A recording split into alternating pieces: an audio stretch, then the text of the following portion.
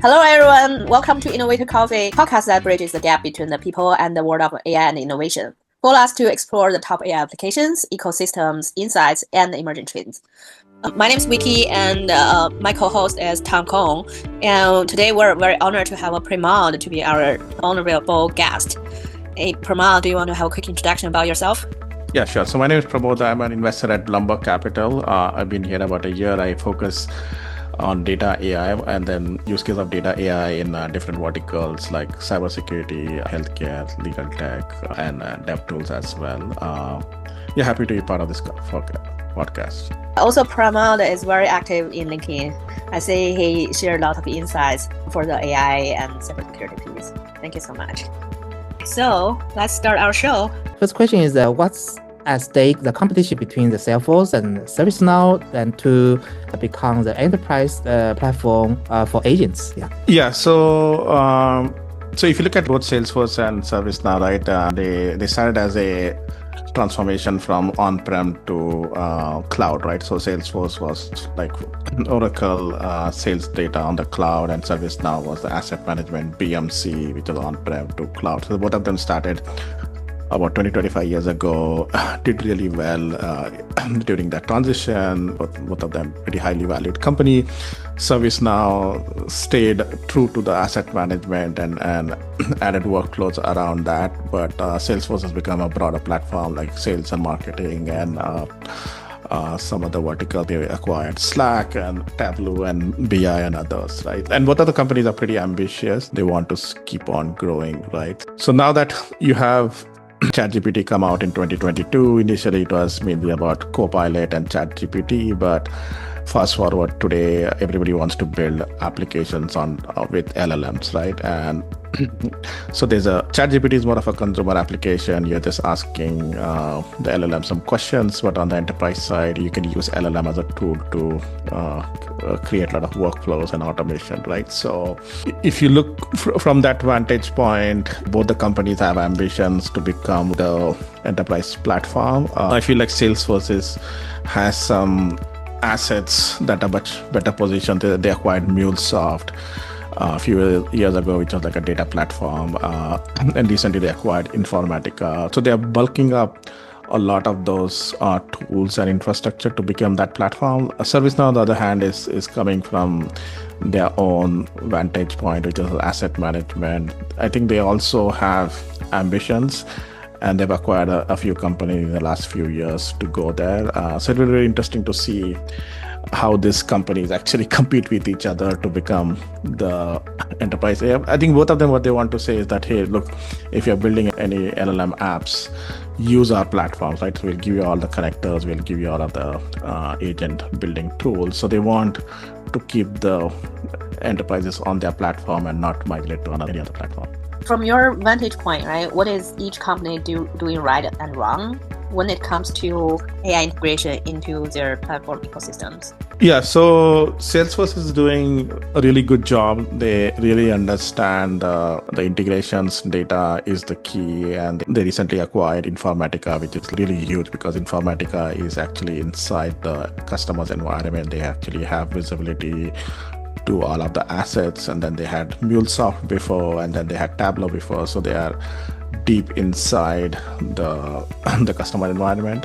What ServiceNow doing is thinking a bit incrementally. They acquired Moveworks, which is more or less like a service platform on top of ServiceNow, right? So they have some good assets like AI assets, but it's an app. It's not a data platform, right? I think and then they acquired another company, I think DataMotion or something recently for the data. So they are doing very opportunistic small acquisitions. I'm not sure if that actually, with this GenAI, I think you need quality, right? You need like quality assets, you need forward-looking assets, and you need really good people to build those, right? So both of the companies need to make a big acquisition, and I feel at this point Salesforce is doing a much better job. Is there any kind of battle now for the integrations for the LLMs and this workflow dApps and generative interfaces? So there's a battle where you have a lot of startups, right? So there's so many startups creating this platform, right? And even the company that started initially as an app. So Glean started as an app platform, Writer started as an app platform. Both of them are now saying that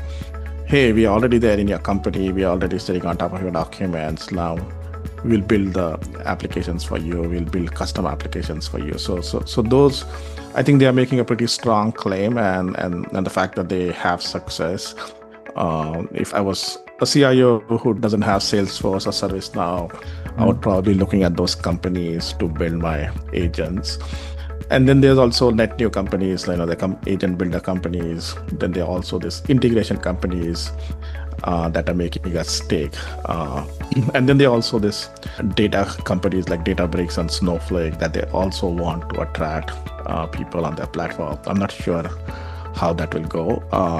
Overall, I feel like there are these 4 or 5 segments, which is the data companies like Snowflake and Databricks, and then there are these integration companies, pure play integration companies. Then there are also these agent builder companies that are creating this AI employees, and then you have this app companies that are now moving towards infrastructure, which is like Glean and the Writers of the world. Sounds like within the ecosystem, right? Different layers. They all try to have their own small ecosystem and try to make things on their platform. Let's see how that works. It sounds very interesting. Yeah. Who's the best position to own the agentic platform layer for the enterprise workflows in 3 to 5 years?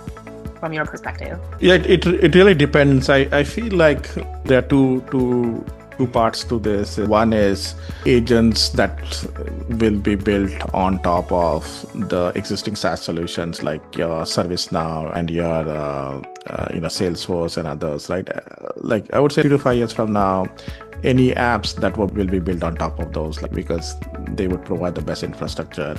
But then there are going to be a lot of this net new agents that is going to sit on top of multiple of these platforms. And the question is really, will ServiceNow do a very good job of integrating with Salesforce, right? The question would be no. So there would be a third-party platform that can do a much better job for some of the long tails and applications that sit on top of multiple systems. Yeah, so I see agents as more of an incremental opportunity for ServiceNow and Salesforce because they want to keep the customers on their platform as much as possible, but I don't think they can keep all of them and have them build everything because they're just not going to be able to support each other's ecosystem really well.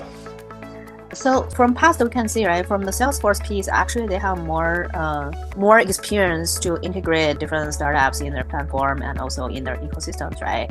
And now within the AI wave this time, do you feel like they have more advantage compared to the ServiceNow? Yes and no. I think if you look at Salesforce, it's more or less like a horizontal platform, and it was always been like a system of record and everybody pays for it, but a lot of the workflows has moved away from it. So people actually build applications on top of Salesforce to get the stuff done. But on the other hand, if you look at ServiceNow, they've done a much better job building most of those workflows and keeping the customers on top of it. So historically, ServiceNow has a much better track record of building workflows, and with LLMs, it becomes easier. And Salesforce historically has a much stronger infrastructure platform. They had this force.com, which is like a platform as a service. So, like I said, I think both the companies have different strengths. Salesforce has a lot of good data and platform strengths, while ServiceNow knows how to do this workflows. I see. Let's turn to some questions about the Salesforce MA and the strategic moves. So we know that Salesforce has made some quite very sharp acquisitions. What patterns do you see in their recent MA behavior, and do you want to give some input? They're acquiring a lot of data assets. So like I said, they acquired Informatica. Let me look at it now. What all they acquired recently? They also acquired, I think they acquired this Zoom in last year. That was also like a data platform. So they are going more after data, trying to get into some of the sources of data deep inside the enterprise. I think it's a very smart way to do all those M&A, right? Is for the AI, the most important part is data. And they also acquired this company called Convergence, that is like an agent platform.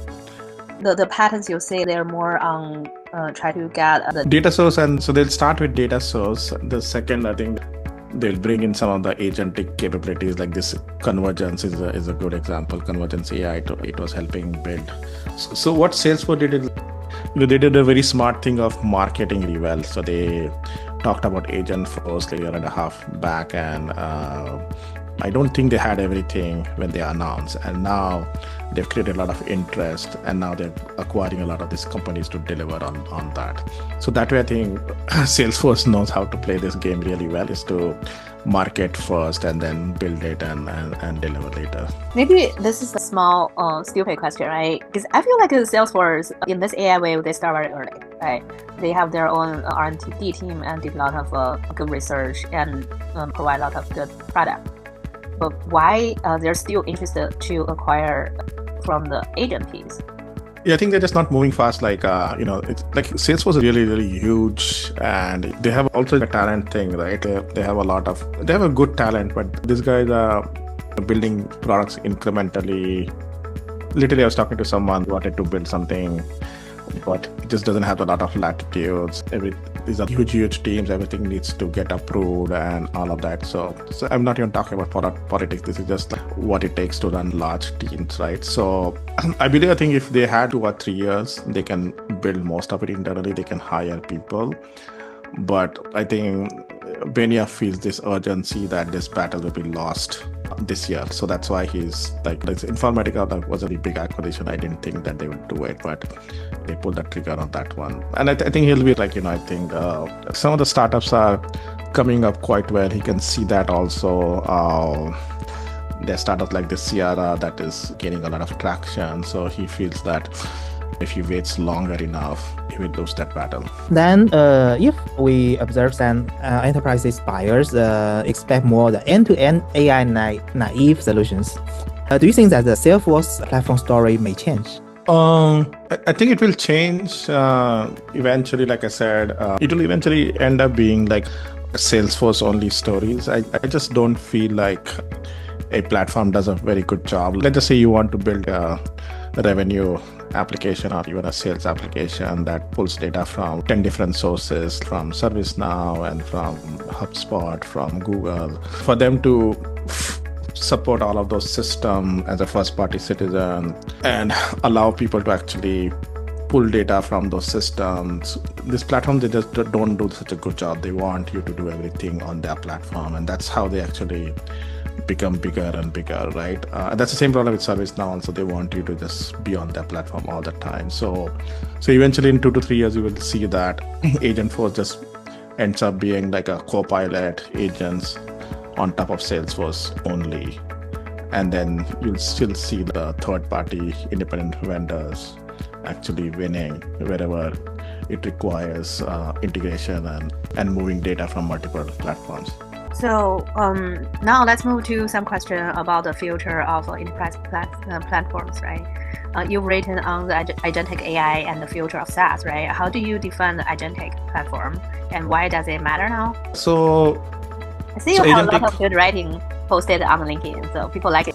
So I think agentic it's like a next generation SaaS platform, right? So if you look at the previous generation, Salesforce was very much like a monolithic platform. And some of that was happening. A lot of the consumption of Salesforce happens through APIs, and people were building a lot of third-party applications sitting on top of Salesforce. So this agentic, it takes it to the next level, saying that, hey, let's just use this as a dumb system of record, like a data storage, and then let's convert a lot of the logic into these agents, right? And even without the LLMs, you can still build a pretty good loosely connected system that is easy to scale and add a lot of functionality if you convert from monolithic to a disaggregated, right? And then if you add LLMs on top of it, add this intelligence, it can do a better job, right? So I was talking about this in another podcast is the future of SaaS is going to be where you actually don't see a UI at all. You will actually will not log into Salesforce at all. You'll be able to do everything through some other interfaces like voice interface, through some apps, small apps that are very much set for you. You're not going to see that clunky big Salesforce where you're forced to see everything, right? So a lot of those fields, a lot of the workflows are going to get broken up and customized for you.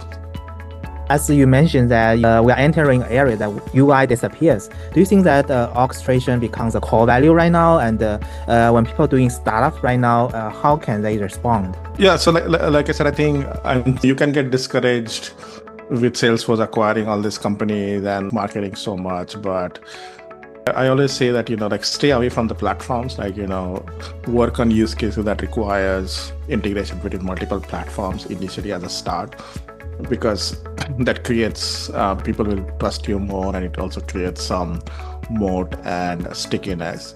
Eventually you can go and sell something on top of Salesforce also, but if you sell something on top of Salesforce right now, in a few years, you're just going to get designed out and marketed. Cost also. These guys will just throw all of that for free, and then you'll have churn, right? Our advice to startup is initially start as away from the platforms and closer to the customer. Solve a customer use case for a while, get sticky, and then move closer and closer to the platforms. Do you feel like it's like from startup perspective, it's better to be integrated in all those platforms, so they have a better way to acquire customers and make all that stickiness of their product? I don't think they can do much. Like, they could, if they really want to do something big, the next phase, they can start actually acquiring other SaaS companies, right? They could acquire Zoom in for the sales data, they could acquire. So I think that would be like a next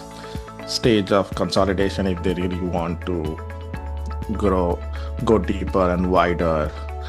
But if they just, right now the assets that they're buying is just integrations and the IP assets. They're not buying actual data. So the actual data sits in the SaaS apps. So the next, they could actually in 2 to 3 years, they could start buying some of the SaaS apps where the data sits.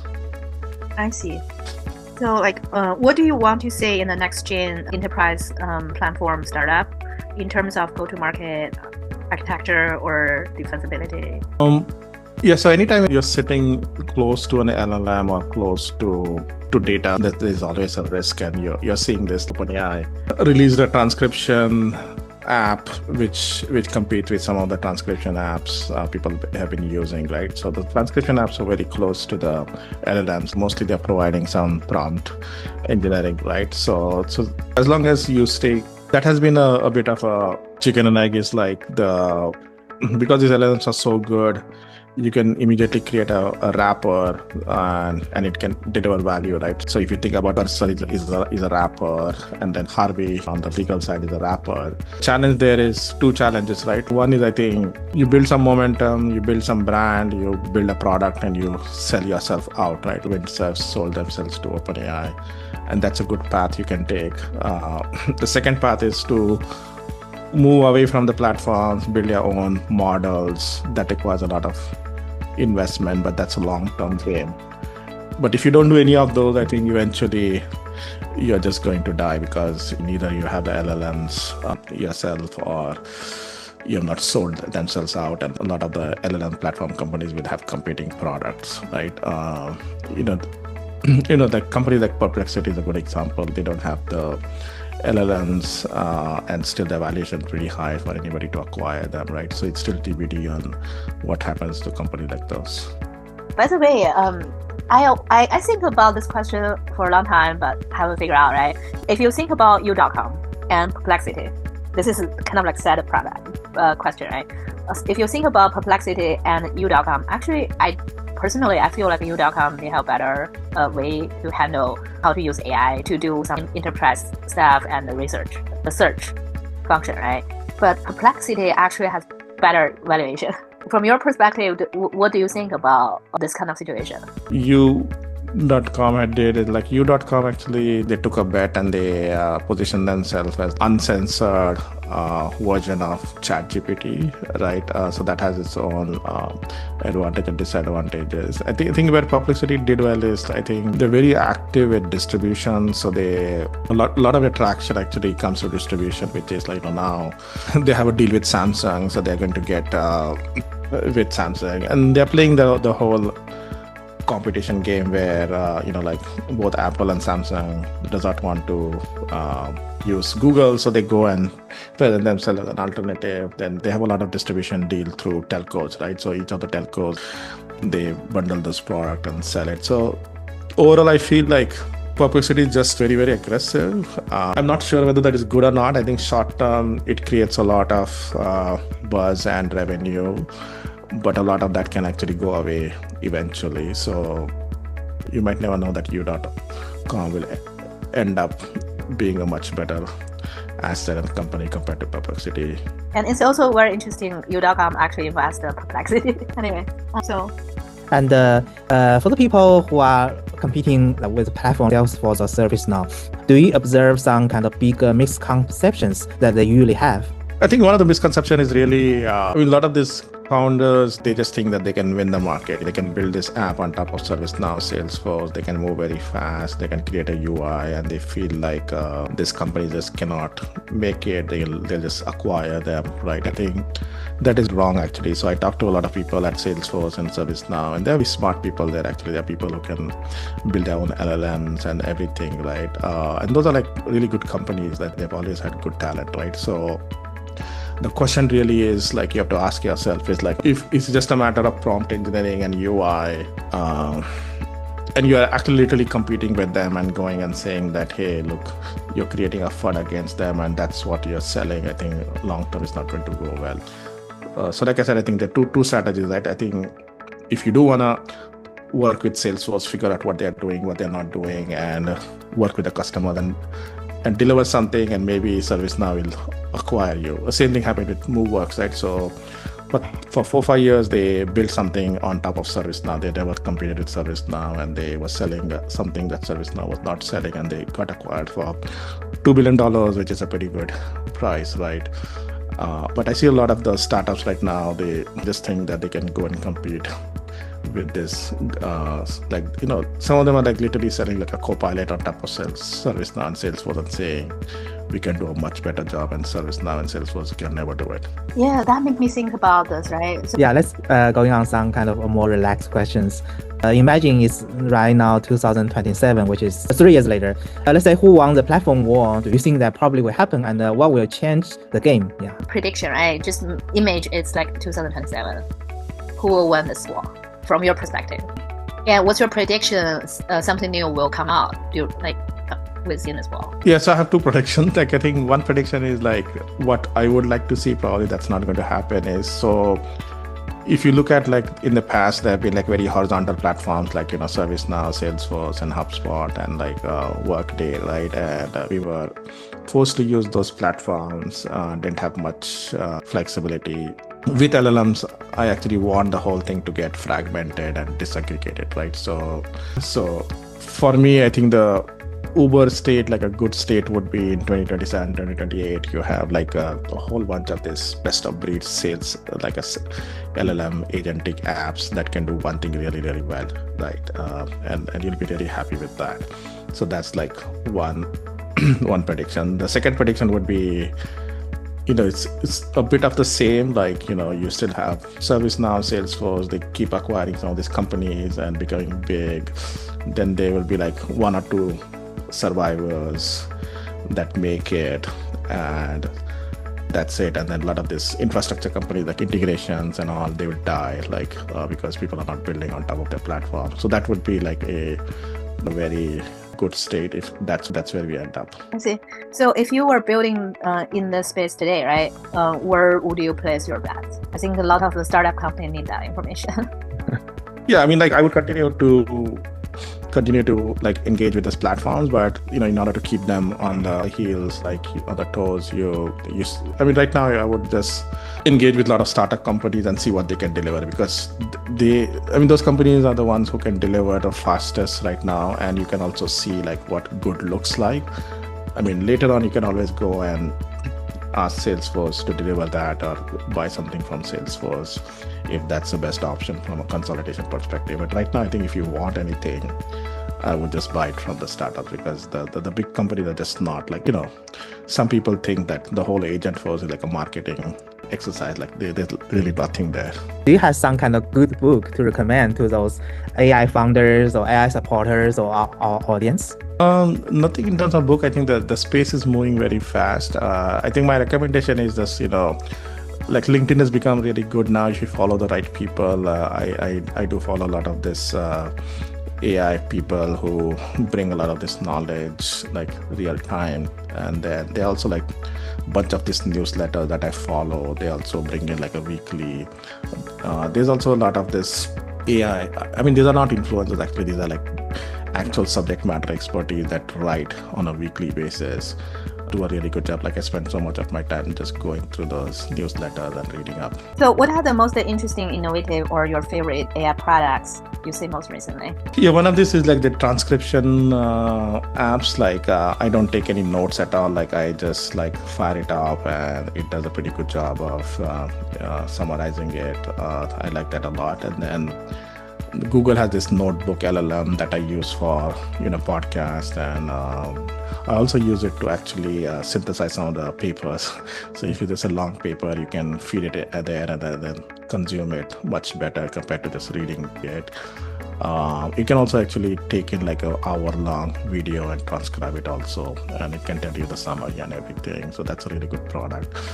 And then on the B2B side, recently we've been looking at a lot of this voice-enabled applications, and this voice-enabled applications in some of the traditional sectors like logistics, supply chain, healthcare, trucking, and automotive. And they seem to be doing a good job because the amount of money you can save, because these guys are just like making calls or like sending emails with codes, and all of that can be done so well with LLMs and those. If you're in M&A team in Salesforce or ServiceNow, what do you do? What do you want to do differently compared to what they're doing now? I think it's a tough question, but it's interesting to discuss at the end. If anything, I would at least try to get something working on their platform, right? Like if they're building a Copilot on some use case, right? I would just focus on that and deliver that right now rather than so a lot of the acquisition you see is mainly marketing and vision and selling, saying, hey, look, I'm building the best platform, come to me. And I'm pretty sure like some of the enterprises are signing this multi-year contract, right? Which is good from that perspective, but from a product customer perspective, if they just acquire for what they need right now to deliver, and then some of this other use cases they probably miss, right? And they can always come back and maybe pay. They're just worried that some of these companies will be like really, really highly valued that they cannot acquire them. That's why they're going in and buying it now. But like I said, I think in a few years, you will still see some of these other companies become really huge. I don't think they can stop that from happening. I see. Yeah.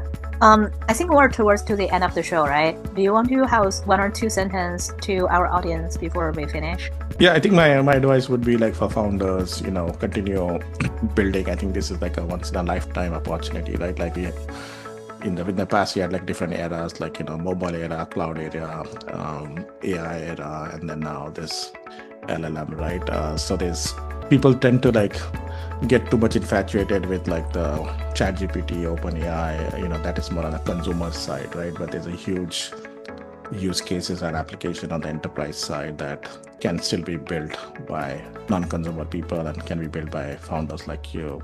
So you can focus on that.